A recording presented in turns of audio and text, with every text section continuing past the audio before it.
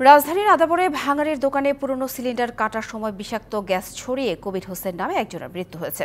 এই মুহূর্তে আদাবরে ঘটনাস্থলে আছেন সহকর্মী কামরুল হাসান, তার কাছ থেকে জেনে নেব বিস্তারিত।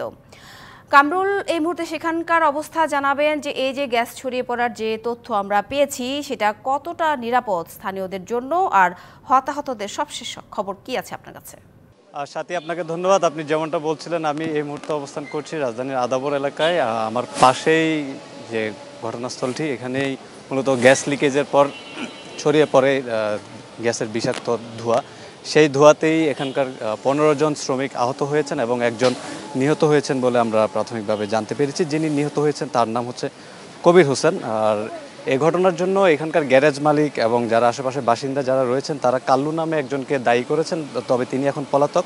আর একটা বিষয় আপনাকে জানিয়ে রাখি, এখানে দুপুর 1টার দিকে পুলিশের ক্রাইম সিন ইউনিটের পক্ষ থেকে নগদে 500 টাকা বা তার বেশি পেমেন্টে পেতে পারেন ঢাকায় জমিসহ 20 কোটি টাকার পুরস্কার। তারা প্রয়োজনীয় আলামত সংগ্রহ করেছে।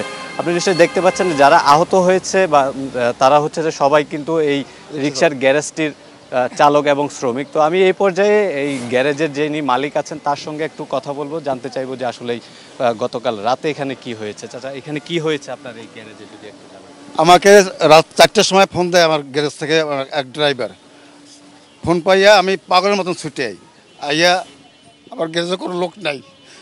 আমি লোকগুলো পাই যে আমার ঢাকা উদ্যান ঢালে, ওখান থেকে 4জন পাই, 4জন নিয়ে আমি মেডিকেল যাই।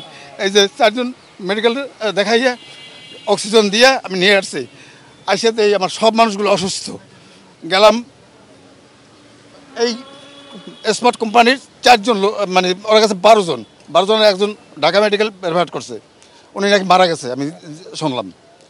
আর আমার লোকগুলো সব অসুস্থ, গ্যারেজ বন্ধ। পরে আমি গেলাম সিলিন্ডারের কাছে দিয়ে আমি একটা ছবি তুললাম।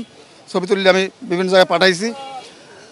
এখন থানার ওসি সাহেব আসছে, ওসি তদন্ত আসছে, আসে আমরা। শান্তি, আপনি শুনছিলেন এই রিকশার গ্যারেজের মালিক তার ঘটনার বর্ণনা দিচ্ছিলেন। তো এই ছিল রাজধানীর আদাবর থেকে আমার কাছে সবশেষ। সাথী, ধন্যবাদ কামরুল।